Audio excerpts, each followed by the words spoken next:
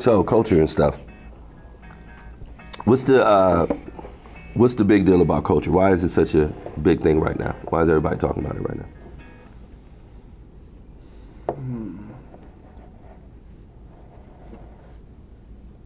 You know I'm gonna fill space. I mean, I feel like in my lifetime, so last 40 years, this is a high friction point with a lot of those things. And so I wonder if, we're just trying to wrap our brains around this and say, well, our parents went through their own version, our grandparents went through their own version of massive cultural change.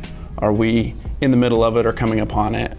And I think that we're feeling that tension and maybe are looking for a way to sort of not blame it on race or not blame it on age or not blame it on socioeconomics, but know that it's wrapped up in culture somewhere. Yeah. So you're thinking much larger than just business when you say? I think so. I mean, I wonder if, because what happens in our real world work is a microcosm oftentimes of those same tensions. You don't just scan into the building and all those things disappear. I mean, that's a good point, that it encapsulates a lot more stuff. I think this is also the point where there's the clearest shift between this generation, emerging generations, and previous ones. I think up until, with the internet and all of those other type of things, having a supercomputer in your pocket, what your parents told you is what you believed, what your teachers told you is what you believed. I think this is one of the first generations where everybody has the ability to independently qualify what they're being told and what their expectations are. And I think this is one of the first generations that says clearly and defiantly, like, we want to do it different. I think from a business standpoint, why it matters now is because people have finally figured out it can be an advantage, a competitive advantage. Right. And so because of your point about the internet, now you can start a business anywhere, everywhere. Mm-hmm. Costs have come down. Your customer you can connect with your customer from Sioux Falls to Shanghai. And so now everyone's looking for the next competitive advantage. And I think the people who understand that culture and people are the competitive advantage is why everyone's talking about it. Yeah. John, do you think you're among the first generation of business owners to really purposefully engineer, like, say, culture is on my docket of things to worry about? And the reason I ask is I interviewed my grandfather who ran a huge manufacturing plant in the 50s, 60s, and 70s.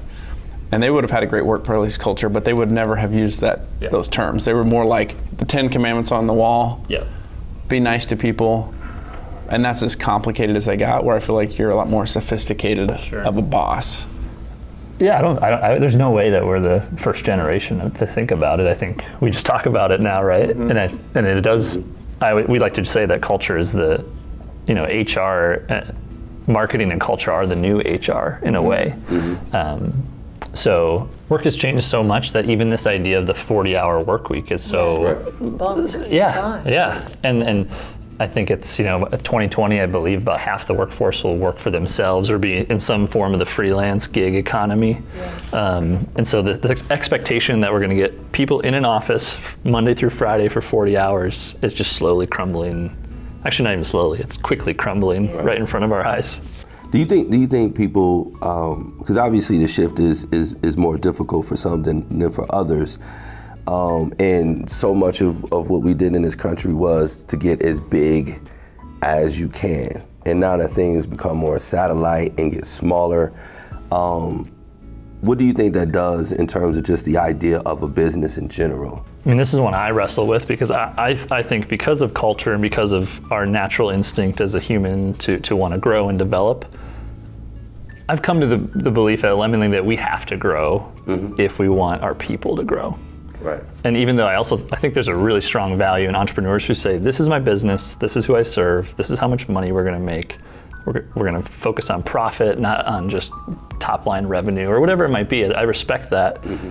But with a team of 20, if Lemonlade's not growing, then they won't get to grow. Right. I think that's hard because then that does imply bigger, usually. Right. Very good point. We think about that as well. For us, it's the messaging that I'm most concerned with. It's not even necessarily the business. For me, it's more about what it is that we're doing, the effect that we actually have, that we want to be able to have a global impact, that we want to be able to touch people and change their working conditions and the way they look at their lives and things of that nature. We can't do that unless we get bigger, and that requires us to be about the business, And so for me, it's always interesting negotiating that, to say how big can you get before you grow yourself stupid, right, or deaf. Because I think that sometimes was the issue with some businesses, where they just got to the point where they couldn't listen, or ideas didn't make it up to the top, and they got bottlenecked, and all of those things. And so I try not to be negative about big business for the sake of it, but what it naturally brings with it. I mean, some of those things are not new, though. I mean, we're still humans, and group dynamics change as the group size scales in every situation. Yeah. And we expect more out of our current relationships than we've ever expected. There's this talk of climbing Maslow's mountain. You got Maslow's hierarchy of needs. And as a generation, millennials and now Gen Zs want more out of each relationship. So they expect to maybe have self-actualization in their work, where our grandparents were like, paycheck and I'm good. And so you're scaling one to meet that need of that their personal needs are more demanding. But group dynamics always change as it grows. And so if Think 3D became a 15,000 person company, in a year you'd have the same issues of other 15,000 person companies, because 15,000 humans. Right. You'll play outside of the rules. And those things were true for Egyptians. Those things were true in 1750. I mean, that's just part of humans as we grow. And I think now we just have more, like the company sizes now are huge. Right. I was talking with a lady who runs HR for Fujitsu. She has 74,000 employees just under her division. 74,000, that's like a whole country. Right. In a company. A decent size. And I think that's new. Right. I mean, in the last 100 years, to have companies that are, right. BNSF has 125,000 employees. Some of these are like they are like almost countries themselves. Facebook, these are huge companies.